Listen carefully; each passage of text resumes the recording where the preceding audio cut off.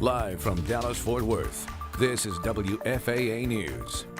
We heard those howling winds overnight. Now, our first look this midday at the damage left behind by those overnight storms across the Plain States. At least 9 reported tornadoes in Oklahoma and Kansas. Thanks for joining us this midday. I'm Megan Mitchell. Homes, businesses, schools, all sustaining damage in hard-hit Norman, Oklahoma. That same system burying California under 84 inches of snow. Rena Roy has the very latest. Thousands without power in Oklahoma after a dangerous storm swept through the state. Multiple tornadoes touched down, high winds knocking down power lines. People urged to take immediate shelter. There are multiple roadways still closed due to debris and down power lines. In Norman, Oklahoma, the damage widespread and authorities say at least 12 people were hurt. Roofs ripped off of homes, cars flipped over, one leaning against this house. All I heard was like rattling, the whole house was shaking, the door was going crazy.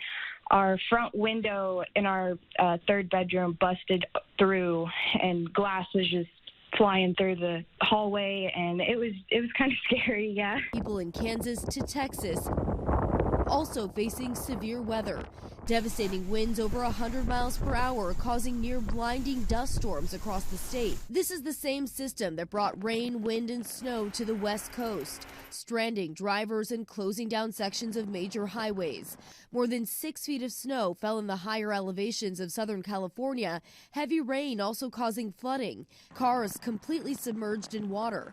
ABC's Matt Gutman in Los Angeles. The family that lived here heard a noise. They thought it was an earthquake. Pretty soon they realized that this concrete-like mud had basically destroyed the back 3 bedrooms of their house. The entire hillside coming loose.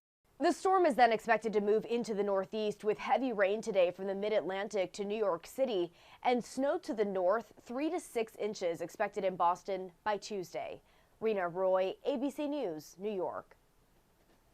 Let's get over to Mariel Ruiz with the latest on this storm.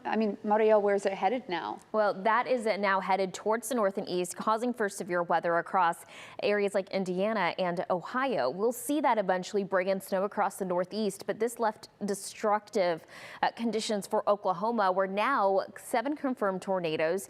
If that holds, the National Weather Service is out surveying that area now. If that holds, it'll be the most amount of tornadic activity that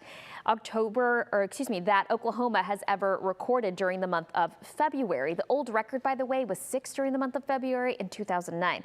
Last February tornado happened in 2011, so it's not common to see this. Meanwhile, this also brought in intense winds across portions of New Mexico into West Texas. You see that? That's plume of dust getting pushed in from New Mexico into Texas, carrying more dust from West Texas into here, North Texas, with wind gusts overnight of 40 to up to 55-mile-per-hour wind speeds here locally.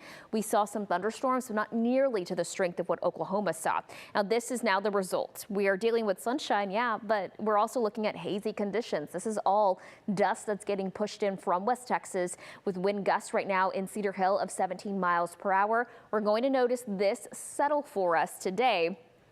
But unfortunately, this does cause air quality, really hazards for some. Lubbock, you can see the red there. That's unhealthy air quality as that dust of plume is still in the air. And for us, moderate air quality here in North Texas. Looking ahead, we have a couple of warm days, but Thursday is our next day to look ahead to because we have that potential for strong to severe storms yet again. We'll talk you through this coming up in just a few moments, Megan.